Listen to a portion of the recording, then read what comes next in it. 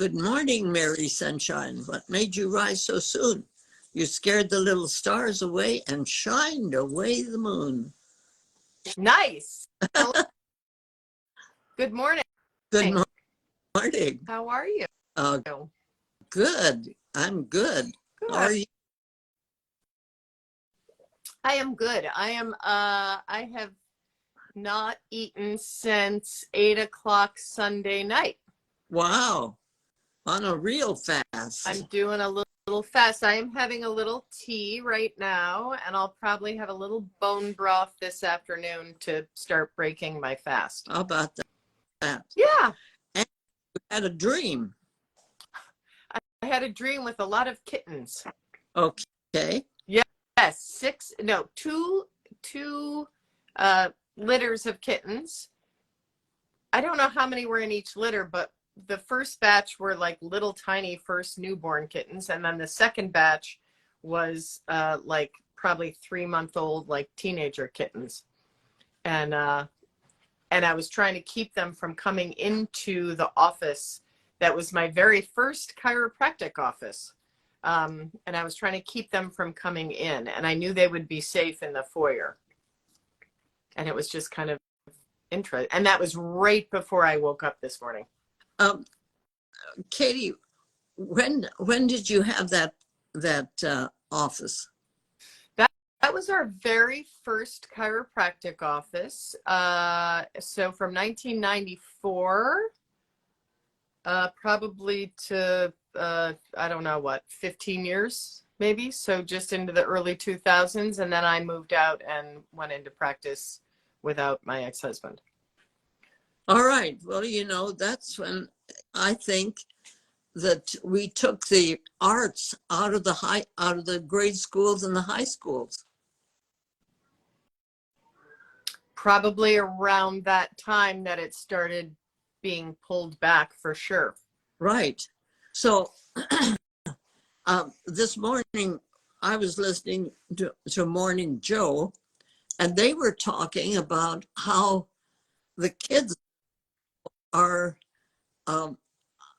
somehow the number of children, the high school and grade school children who are doing their emailing and working with their cell phones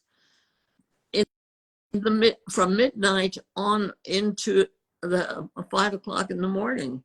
In other words, they're not doing. They're doing it in the daytime, yes, some, but there's a lot of them that are just a huge number of them that are doing that at night when their parents don't know that they're doing it. And so I think that the thing that it would be good to talk about today would be what in the world is going on, because I think that these young people, these kittens from the little are looking for a place they can belong, because they have an inner longing for some kind of connection with other kids, other people.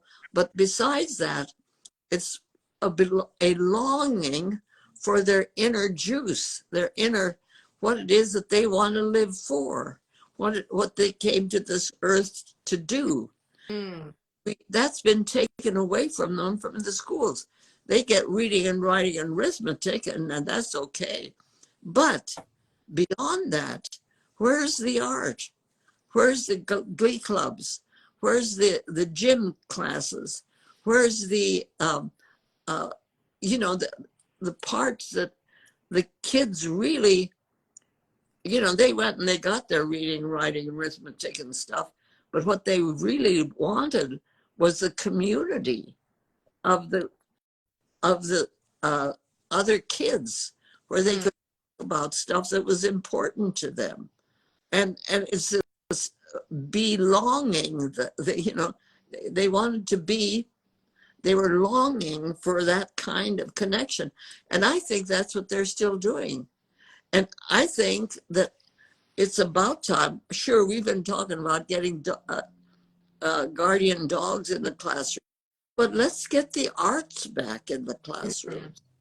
Let's the kids that are growing up and longing for some connection to their inner juice, their inner physician within them, the inner aspect of healing that makes them understand where they belong in this universe of ours.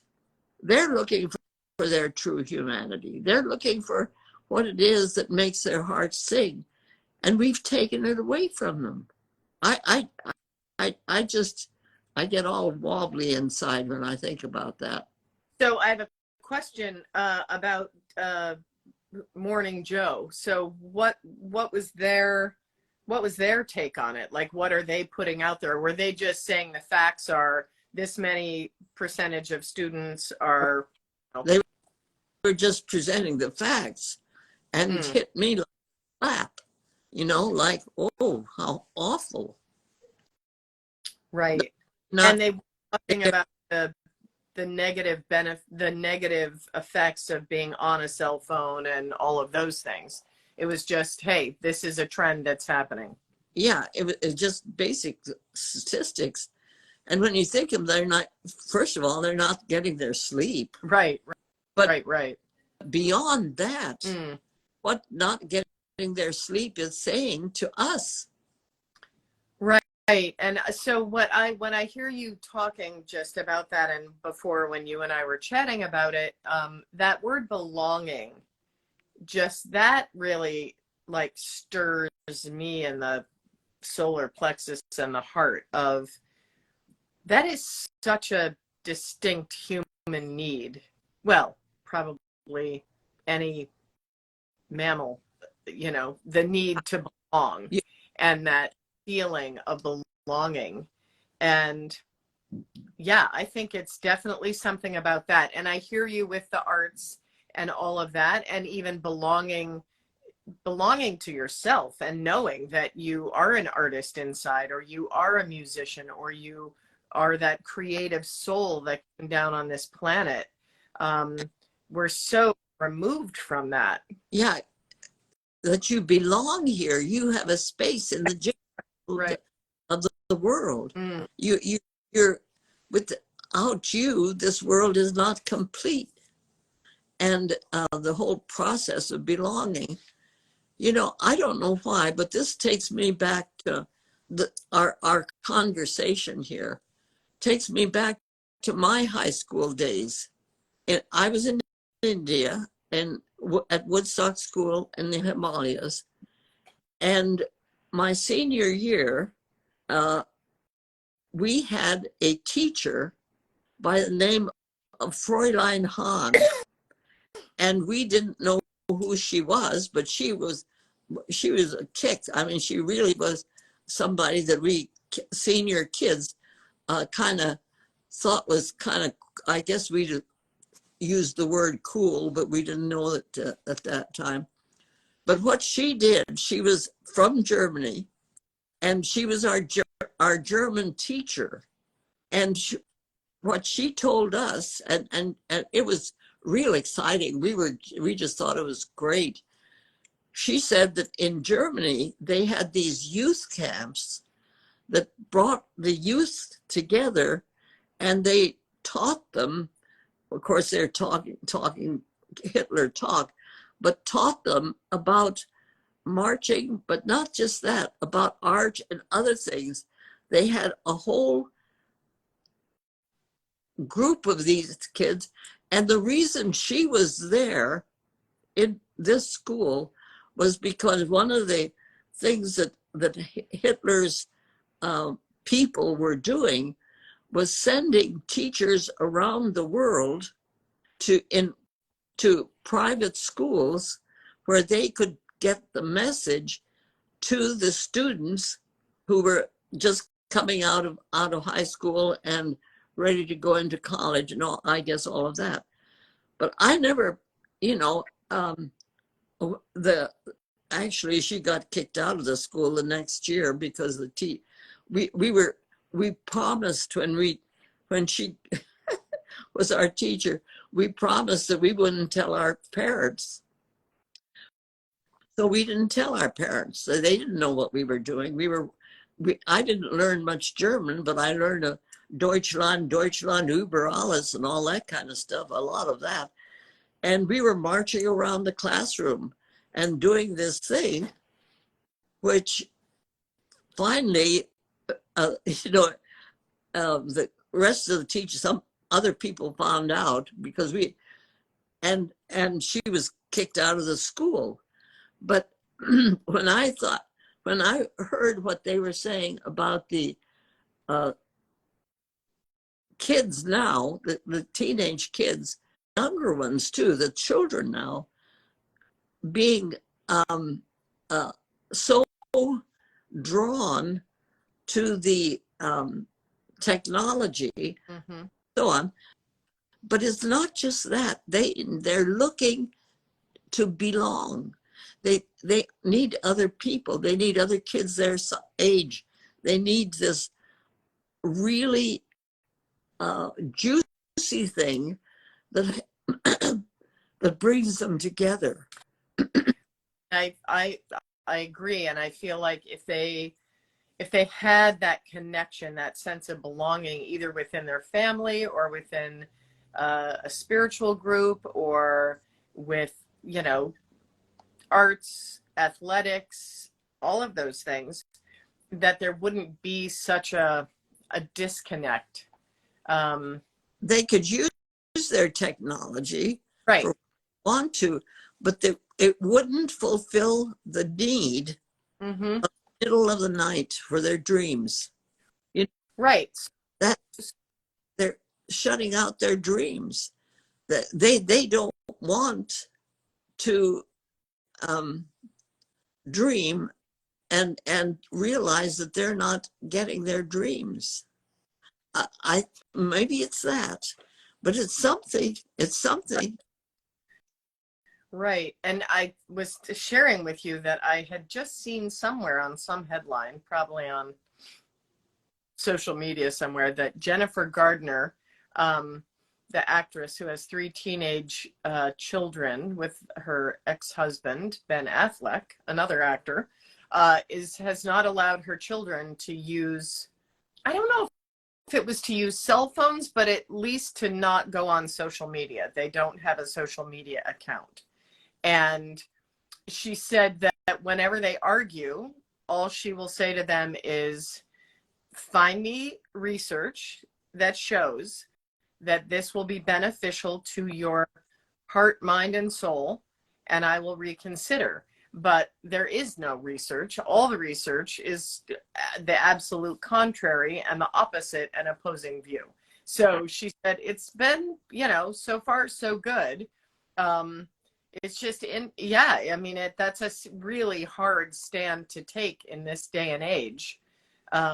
So it would be curious, I would be curious to find out from her or people like her that are doing the same thing. Well, what are you doing instead for children or with your children, or like, how are you getting them to navigate without that and without the peer pressure of everyone else who is following all the things on social media? And how are you reaching to it's one thing to keep them from doing that. If you can, they're going to probably sneak it anyway. But if you can give them something that fulfills this longing, which all have. I don't care where you are on this planet. You have this deep inner knowing that I, as a true human being, am reaching for my true humanity, which has all of the juice, all of the art, all of the songs, all of the beauty of the universe, of our earth, and we're longing for the connection with other people who are longing the same thing. And we need that physical touch. We need to reach, kids need to reach each other.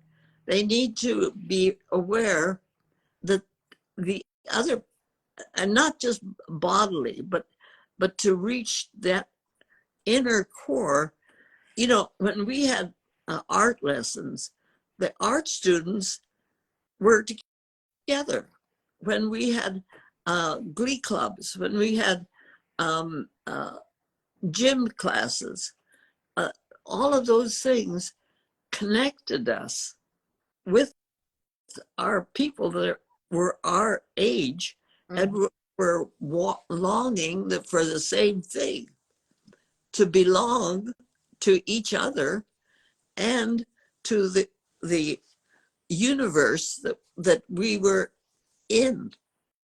And now the only thing we're giving them is this wonderful, wonderful opportunity that you and I have right now of being able to connect with each other, which I think is absolutely awesome. But it would be real nice if we could hug each other, but that's all right. We can deal with that because know that we belong and that you and I, have something that connects us. Right. So I do have something I want to say to that. First, I want you to know that there are people on here that are saying hello from Oman, hello from Munich, and hello from Portugal. Oh. All over the globe that are listening today. Wow. Yeah, so that's cool. So so again, what keeps coming up for me is that word that you use, the belonging. And do you think that it's even a deeper sense of like a disconnect from the soul, and a disconnect, like at a really deep level, and a disconnect from the planet and from being in nature and just feeling that connection? Absolutely. And how do we connect with that? Is the arts and the way in which we connect with each other too. Now, to Portugal, isn't that wonderful? I'm just thrilled to pieces. Yeah, it's that's wonderful. But in our own backyard, we're not connected. right. I think I love the idea of the global connection, but I miss the connection with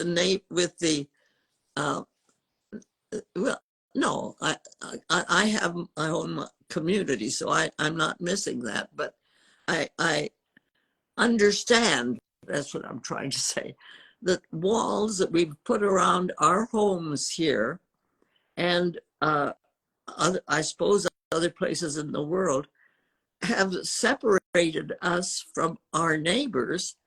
We have the beauty of being able to have neighbors from Portugal and from Germany and from Great Britain and from Australia last night and so on.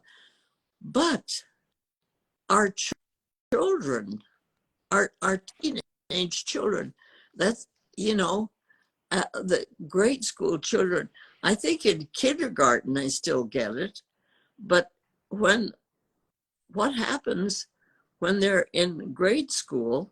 Are they given any time to really let each other know and let the teachers know what they feel? What are they taken out into the yard and allowed them to have their recess or whatever, Right. and dig around, and are they allowed to be children connecting with each other in ways that they belong? I think we somehow that word of belonging seems a key word to me today. Yeah, me too. I'm feeling it. And it's interesting because I read a post from a woman this morning who was talking about her childhood. She's my age-ish. So talking about her childhood, which would have been in the early 60s. And, you know, just the neighborhood where there were no fences and people let their dogs out. And yeah, they got bit a couple times, but they now knew to run fast by the dog. And, you know, just there was this whole sense of, it was a little bit feral. It was a little bit like wild, you know, and the parents were, everybody's parents was looking out for everybody else's kids. And it was just this whole time. And so that is, I also feel, is what we're, like you're talking about. Everyone's got walls around their houses and we're so separate from one another. And, you know, that's one of the things I love about my neighborhood where I live, is that it is very community based. So I'm just wondering if that's the first step, is that community around neighborhoods. Like, pick the 4 houses or 5 houses around you and like have a barbecue and get to know your neighbors, you know, that kind of a thing. And let Like play that. kick the can or whatever. Had You know, best game. uses their own creativity, and Right. let them climb the trees and let them, you know, be kids. Don't be Yeah. afraid for them. I know some of my grandkids were held back. Well, I don't held back, but they were told, "Don't climb that tree; you'll fall and break a leg or something," you know. Mm-hmm. And my goodness, when we climbed and learned how to climb and fell, maybe sometimes we broke a leg or something, but it healed. Right. Right. Yeah, so I don't know. Yeah, it's a great conversation, because what is the answer? I think it's going to be for everyone, but I do want to tell you, because this will make you very, very happy. My neighbor just had her baby on Friday, Uh-huh. and they brought him home. His name is Ezekiel. They're calling him Zeke. And so they brought him home, and he's really tiny. He was like 6'2" and has lost a little bit of weight. So we're trying to, you know, boost up her milk production. But they actually told them at the hospital to be as skin to skin as you can for the first 2 weeks, at Right. least, for the mom and the dad and the baby. So really don't put much clothes on the baby, just a diaper, and have them skin on skin so much of the time. And I was kind of shocked that that was their instruction, because it certainly wasn't the instruction when I ended up at the hospital in No, 94. Yeah. So that was really, and this is coming from Yale. This is straight up Yale, you know. Well, I think people are beginning to talk about loving birth, not the whole business of pain-free birth. You know, when I was in medical school, that's what the whole idea of having the woman totally anesthetized that we had to deliver the babies. That's why I'm trying to get it away from talking about the fact that I delivered babies. I didn't deliver babies. What I want to reclaim is that mothers birth babies. Mm. And so we talk about, instead of having a delivery of a baby, my own birthing of babies. The people that I worked with, the women, they birthed their babies. Mm-hmm. There to help, but the birthing process is something that we have denied. so many of the other things that we've denied about our own creativity and our own power, the inner power within each one of us, Right. is that true human, that true juice that's longing to be what it is. It needs to belong. It needs to be rebirthed and brought back. That's what your kittens were trying to tell you. Well, so maybe it all starts even at that level. If we keep going back, Oh, and I know you've been talking about this forever, but, if we are creating a loving birth, like that little baby that I walk over to their house and I am able to just sit with them and I just, it's so different now having grown children and being able to be like the grandma, and looking at this tiny little baby. And I'm thinking, wow, it just is the most beautiful thing to see this newborn. Like, it doesn't get any better than that. You're laying on your parent, feeling their skin, smelling their smell, feeling their heartbeat, hearing their voice through the, like it's amazing. And maybe it all does come back to your idea of creating the loving birth center, so that if this were how everybody was being born, they come in with that sense of real true connectedness and not being whisked away from the mother or the parent, and then having the mothers go back to work when the babies are only a month old. well, and so they're born into love, not a scary place. Right. The world shouldn't be scary for babies. It should be a loving place. So that ability to move in and my friend Evelyn is Evelyn Horrell. She is in Mexico, but she was here just the other day visiting and so on.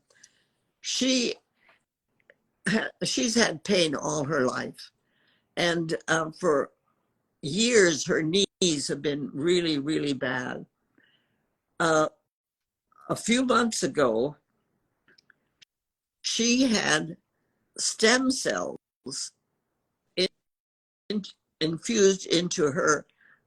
She's been living in Mexico now, okay? So she had the opportunity to have stem cells which were just collected from a baby that had been born in that community, where then those stem cells were processed and she received them. Wow. And she is well. And Wow. known her to be well. Wow. So there's that, the world is connecting us in these ways of belonging that we are now having access to. However, we have to reach for them.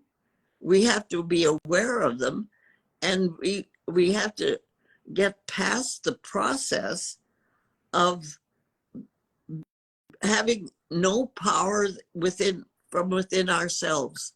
Right. And the one power that we women have has been taken away from us, and that's to birth our own babies. Right.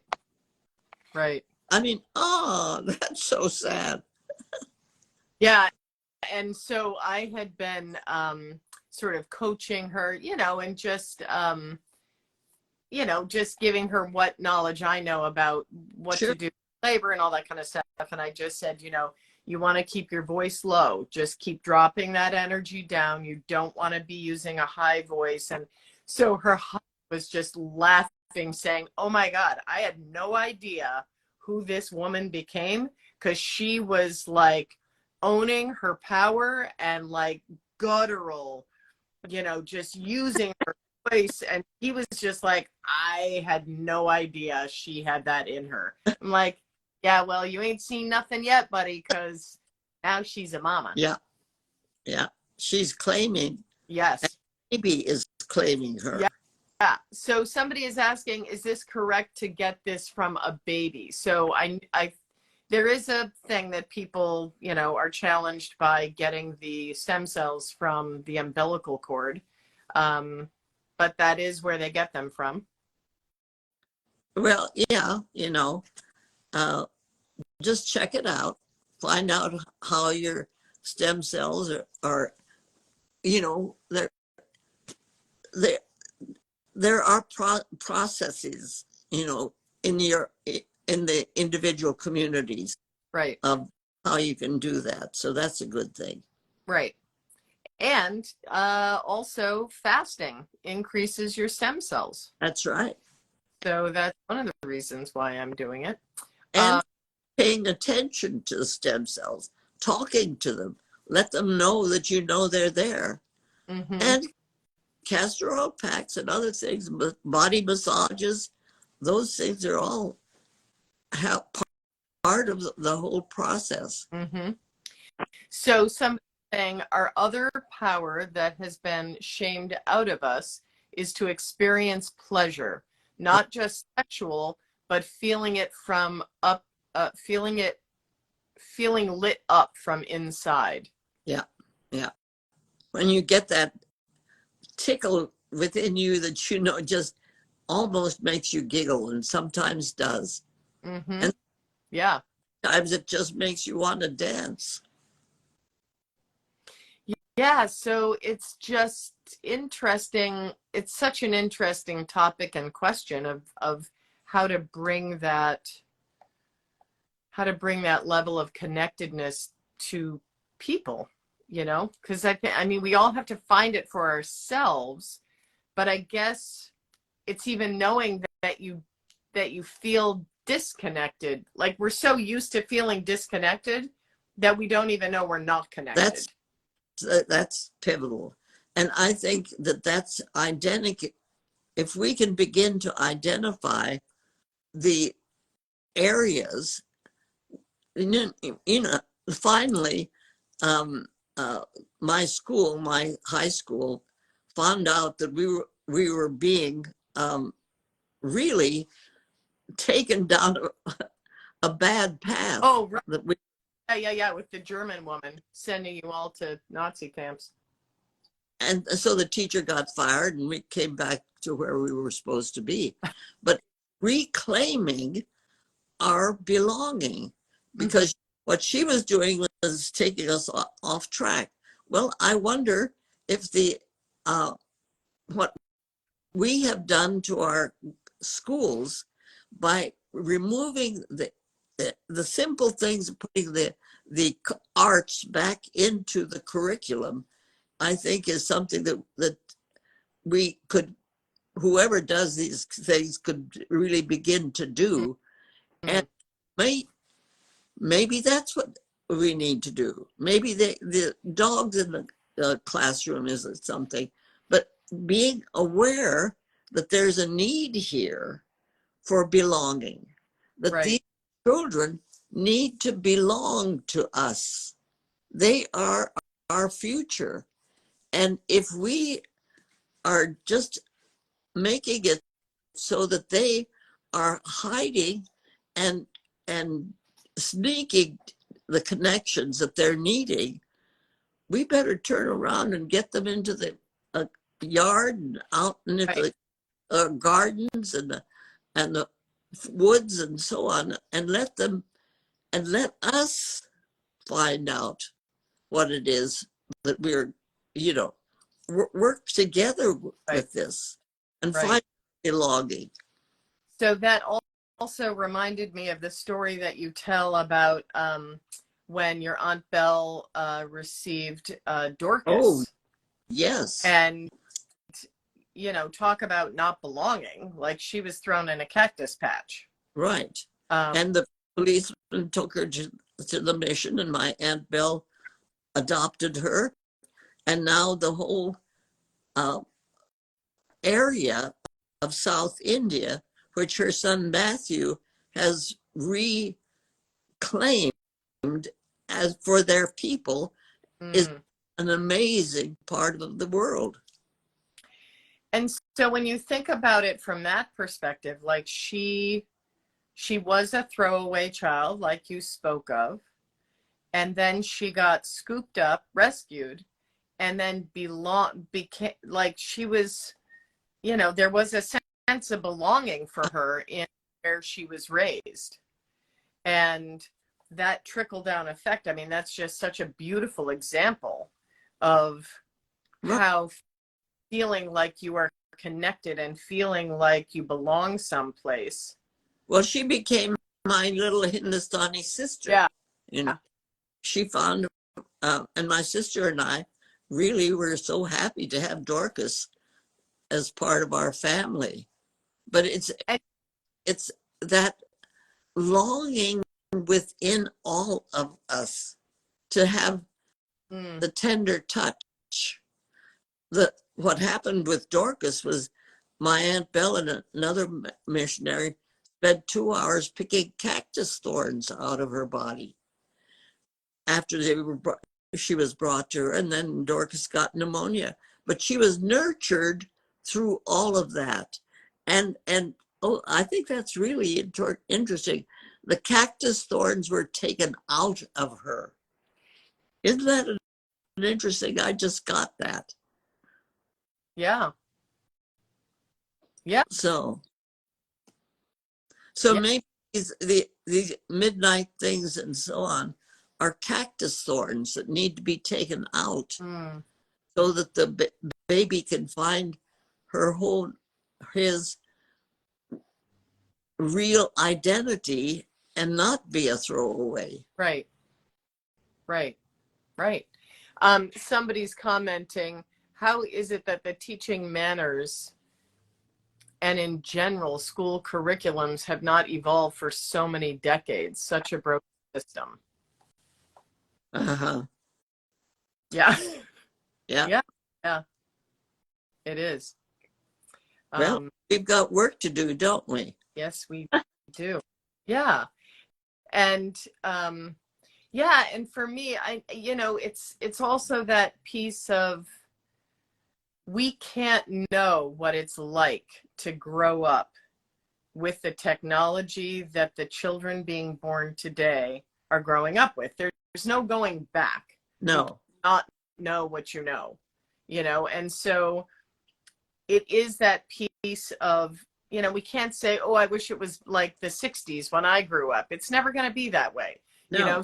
How can we use the technology in a positive way and just connect with these kids? Yeah, it's just figuring out, refiguring out how to raise them in a way that feels connected and lets them know that they belong.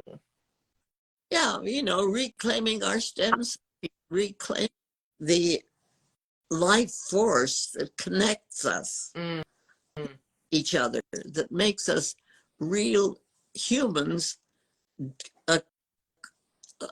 who have the one, we are the only living beings on this earth that have the free will and the free choice. And we've forgotten how to use that a lot of times. So maybe something that we not only allow our youth, this is good, not only allow our youth to reclaim, but how about old folks? We got a lot of stuff that's stuck in our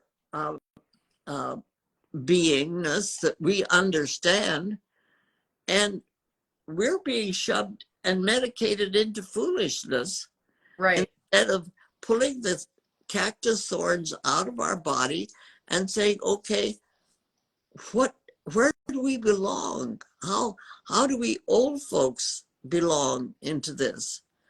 I'm so blessed because I have these amazing children and grandchildren, and we love each other, and when we get together, we enjoy each other. Right.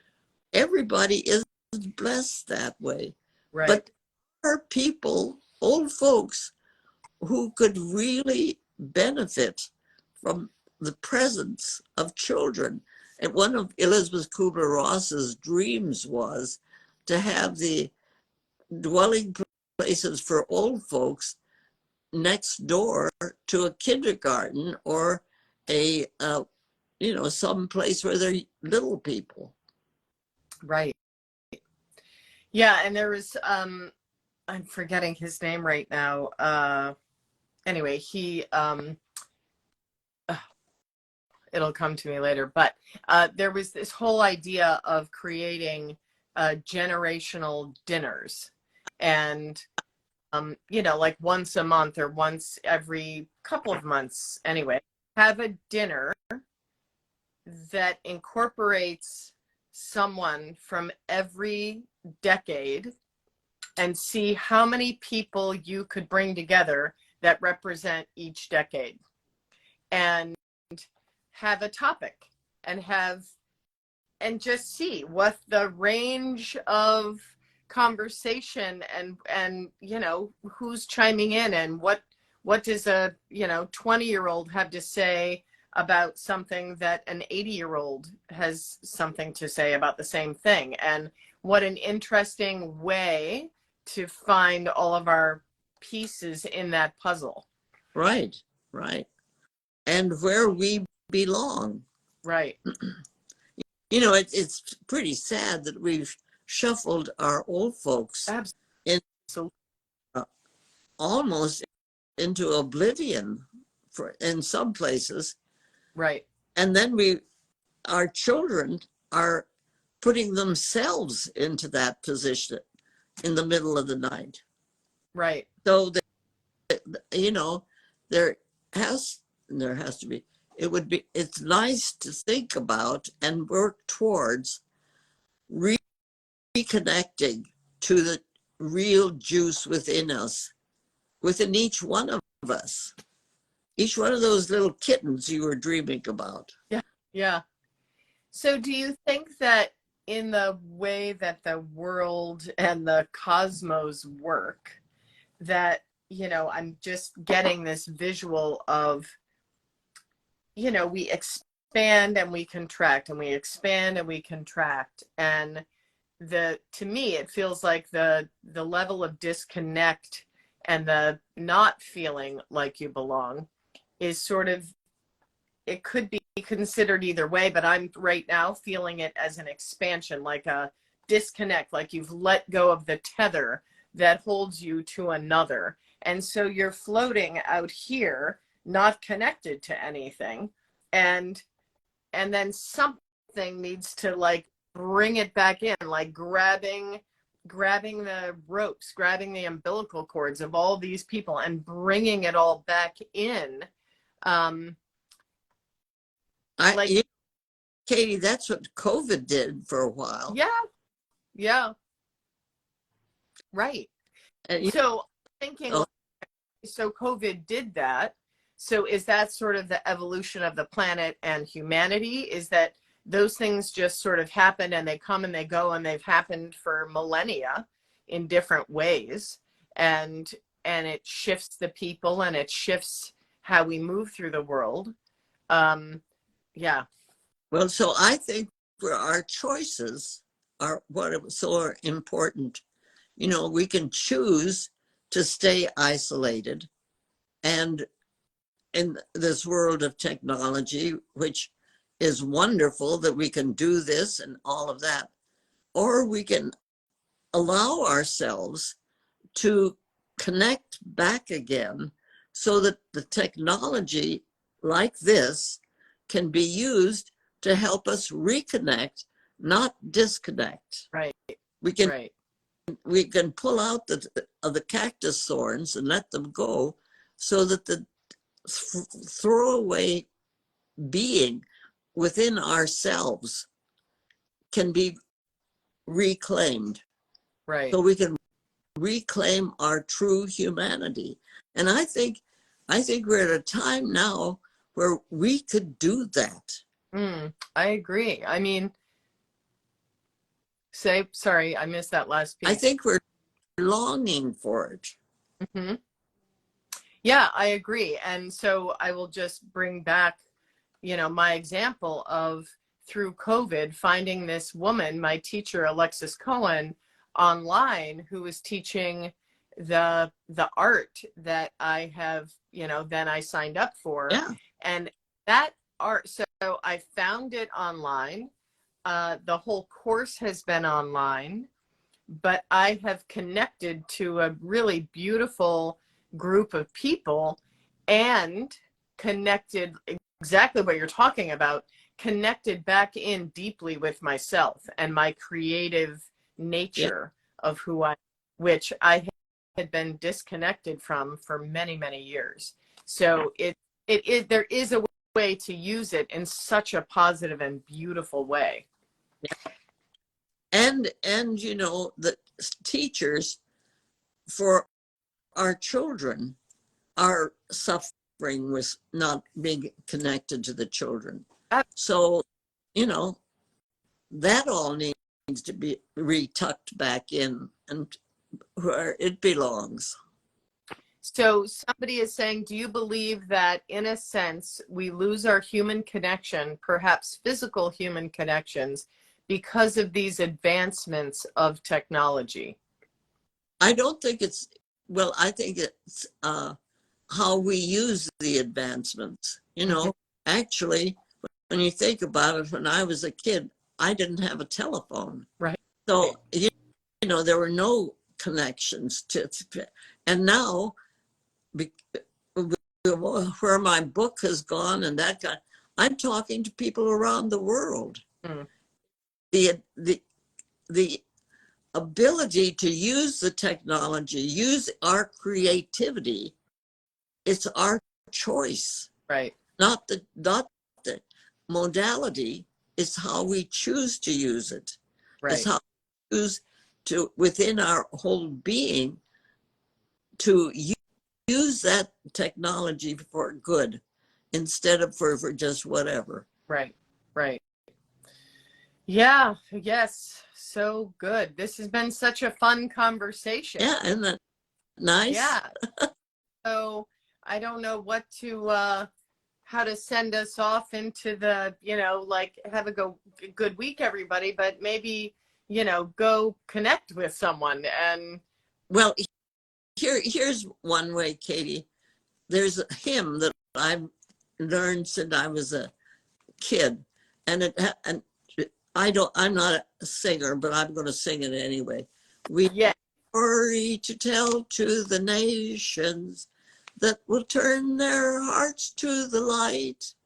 A story of truth and gladness, a story of peace and light, a story of peace and light. For the darkness shall turn to the dawning, and the dawning to noonday bright. And God's great kingdom shall come on earth, the kingdom of love and light. Pardon the amazing voice. That was beautiful. Are you kidding? You sound amazing. Well, it's a song that I sing a lot. Oh, that's so sweet. Yeah. But so having a mantra, having a song, having something that reminds us to connect back to ourselves. Oh, lots of hearts were going up on the side of the screen from you singing. So everybody loved that. Thank you. But it's true. Yeah, yes.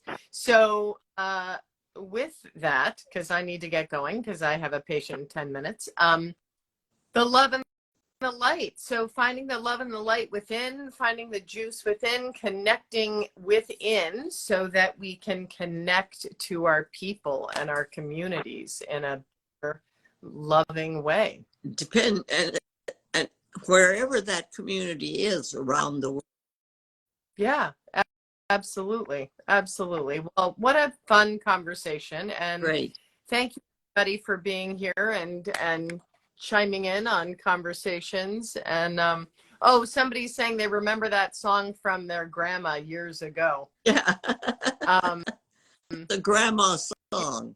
yeah, so good, so good. So anyway, well, you have an amazing week. I'm sure you've got some interviews coming up, as you always do.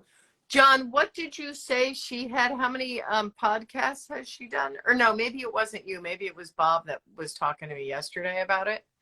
Like, Well, about 21 countries in 10 languages. wow. Yeah. And I think there was like 197 podcasts that you've been on already. Wow. Yeah. Amazing. Amazing. So I just want to say one more thing, and I don't have the email to read. Dr. Gladys's son, Bob, reached out to me yesterday. And again, we are looking for somebody who is tech savvy it would be lovely if they volunteered for this position to help get her book to be a bestseller. And so we need someone who would be interested in helping that along, and they could reach out to where do I want to send them? Just send it to GladysMcGarry.com. Okay. So always you can reach out there and just say, hey, yes, thank you. I'm interested. Let me know what I could do. So if there's out there that can help participate, we would greatly appreciate that. All right, Gladys, I love you. Love you too. So much fun. Everybody that we can hear each other. Yes. It's been great. So have a great week, and I will talk to you later. Right. Oh, and big full moon on Friday, so enjoy the full moon energy. All right. I always have to put that in because I love following the moon cycle. All right. Okay, bye everyone. Bye. What's this? Oh, that's your hand.